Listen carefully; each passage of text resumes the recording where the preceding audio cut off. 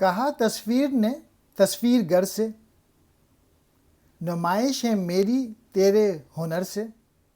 تصویر سے مراد آدمی ہے اور مصور سے مراد اللہ تعالیٰ خدا۔ تصویر گر، تصویر بنانے والا۔ آدمی نے کہا اللہ تعالیٰ سے کہ میری جو نمائش ہو رہی ہے وہ تیرے بنانے کی وجہ سے ہو رہی ہے۔ اللہ تعالیٰ تیرے فن ہی کی وجہ سے میرا وجود ہے۔ لیکن کس قدر نامنصفی ہے کہ تو پوشیدہ ہو میری نظر سے۔ لیکن اللہ تعالیٰ یہ کس قدر ناانصافی کی بات ہے کہ آپ جو ہیں میری آنکھوں سے اجھل ہیں، پوشیدہ، یعنی مجھے تو سب دیکھ رہے ہیں لیکن میں خالق کو دیکھ نہیں سکتا۔ گراں ہے چشم بینا دیدہ ور پر، جہان بینی سے کیا گزری شرر پر۔ شرر نے کوشش کی تھی دنیا دیکھنے کو، دیکھو اس کا کیا حال ہوا، ختم ہو گیا۔ تو تمہاری آنکھ جو ہے وہ برداشت نہیں کر سکتی مجھے دیکھنا، اللہ تعالیٰ نے کہا۔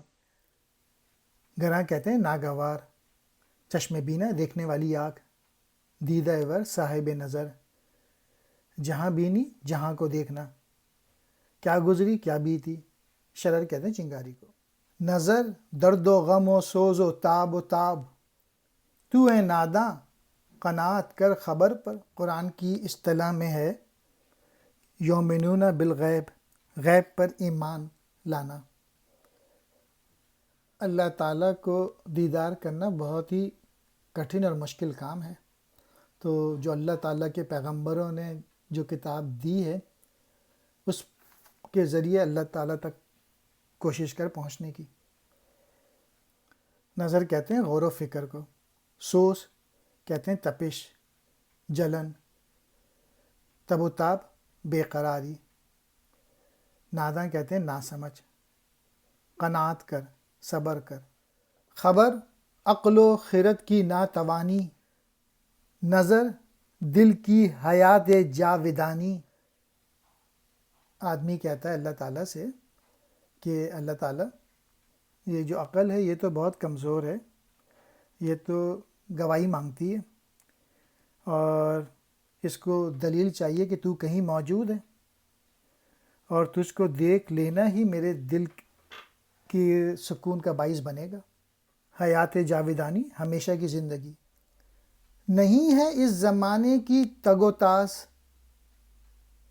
سزاوار حدیث لن ترانی۔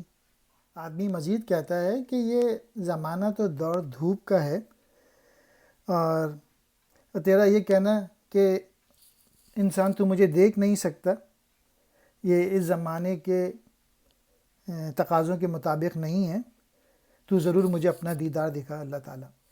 تگ و تاس کہتے ہیں بھاگ دوڑ جد و جہد، سزاوار لائق، حدیث یعنی بات، لن ترانی تو مجھے نہیں دیکھ سکتا، تو ہے میرے کمالات ہنر سے، نہ ہو نومید اپنے نقش گر سے۔